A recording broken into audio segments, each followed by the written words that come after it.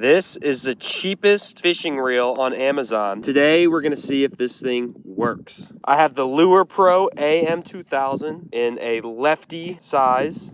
Let's get it out of the box and take a look at it, and we'll film our first impressions. Packaging is surprisingly decent. I bought this thing for $20. It is a 7.2 to 1 gear ratio bait caster. Overall, first impressions are not bad. This thing has some decent weight to it. It looks like it has a magnetic braking system and also a spool tensioning knob. We're gonna get this thing spooled up and we're gonna fish today at a golf course that's pretty close to my house. And hopefully we'll catch some giants on the $20 Amazon reel. I'm actually pretty excited about today too, because the last time I fished this spot, I had a freaking killer day. I caught like 10 fish, upwards of 5 pounds, and every fish had some size on it. I'm a little concerned because it looks like they rehabilitated this golf course and there's actually people golfing here. But it does show that it's public on the Texas Outdoor Annual app, so I'm gonna go with that app. Hopefully I don't get kicked out of the spot while we're testing out this reel. I'm gonna spool this up with some Usuri Super Braid 20-pound braid. Originally I wanted to put like cheap mono on this thing, but I thought to give this thing the best evaluation, we're gonna wanna put decent line on it. Kind of funny though, because the line was almost as expensive as the reel. Hurt a little, but overall this setup is about $30 with the line and the reel. It's getting rigged up today on a St. Croix 7-foot medium heavy fast action rods. A very, very standard bass fishing rod that we're gonna use. Definitely way more expensive than the reel. I wanna use good equipment with this reel to really test it out. All right guys, here is the reel all rigged up. I'm gonna use a red lipless crankbait today because it's the winter and this is one of my most confident baits in the winter. We're gonna toss it around this pond first and see if we can't catch any fish. I'm gonna tighten that spool tensioning knob to just right. So you want it just loose enough to where it's not moving side to side. Okay, there's the play right there, guys. I'm gonna tighten it until it stops having any play. There we go. So that tension knob is perfect. The magnetic brakes for this thing, I'm gonna be pretty conservative. I'm gonna set it all the way to 8 and we'll see if we need to adjust accordingly. So let's get a first cast with this thing. I'm not gonna bomb it because this is brand new line and I don't wanna have to re-spool it. So, first cast, I just did a pitch and surprisingly worked out well. The retrieve is not great, guys, I'll be honest with you. It is a very non-smooth retrieve and it's kind of a lot of effort to get that thing freaking brought in. But let's take a longer cast and see if this $20 reel is worth using. Okay, first cast with this thing, not bad, to be honest, guys. Little concerned about the braking system, but I got quite a bit of distance on it. Who knows, guys, this could be a value reel. Really what we're gonna test here are 3 things, and I think 3 main things make a good fishing reel.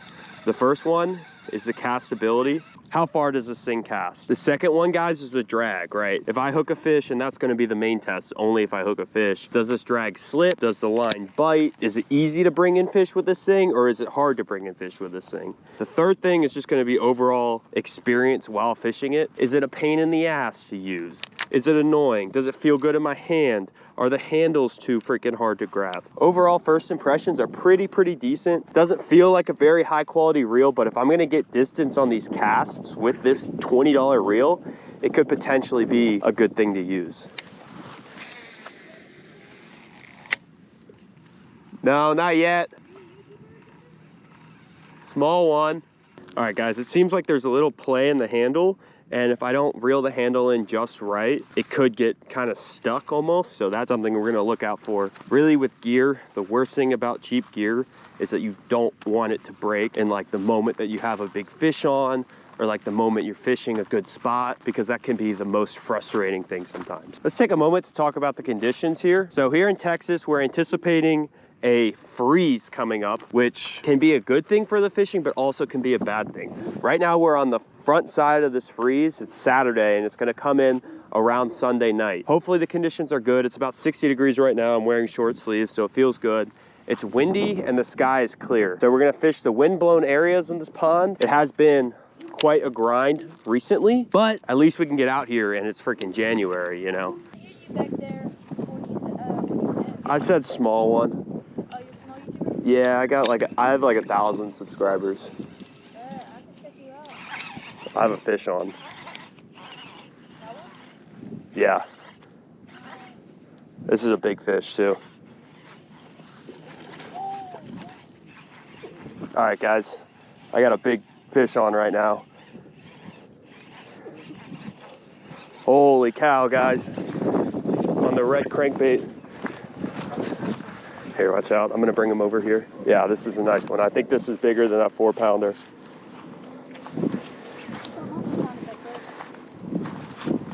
Oh yeah. Oh man, that's a giant fish.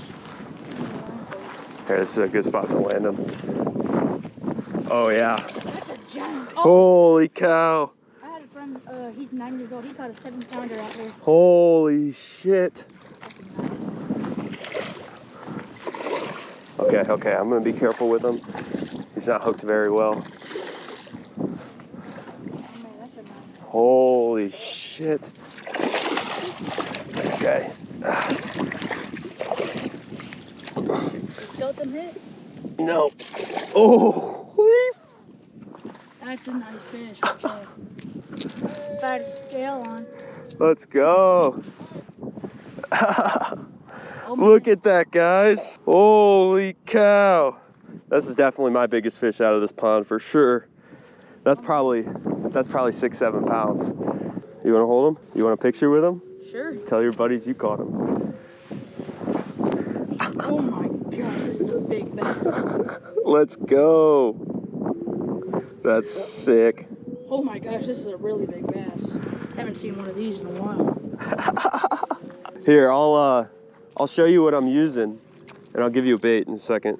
By far the biggest bass I think I've ever caught out of this pond, but holy cow, it's like a 7-pounder. I haven't caught a fish like this in like 5 years. I'm not lying. So we're gonna release him, but holy cow, guys, look at that. The freaking $20 reel works.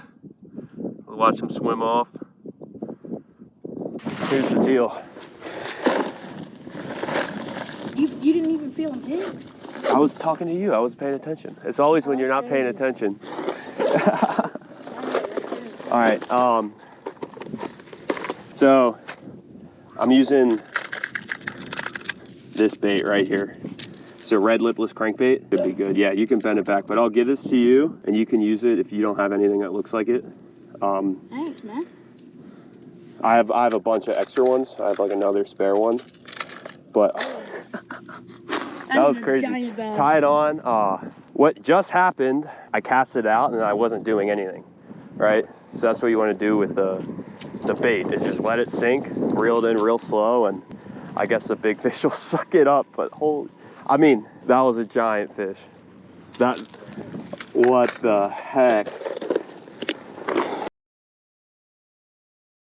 All right, guys, well, there's a lot to unwrap there with what just happened and kind of what went down. I'm using this freaking $20 reel, right? It's actually working really, really well. I'm surprised for the cost how good this reel is. I really think it's comparable, if not slightly better than the $50 reels that are on the market. The reel that I'm comparing it to in my mind is the Abu Garcia Silver Max. That thing is significantly better than the Silver Max. However, guys, what's crazy is I think I just caught my personal best largemouth on that freaking reel. I literally, like, it was my second or third cast of the day.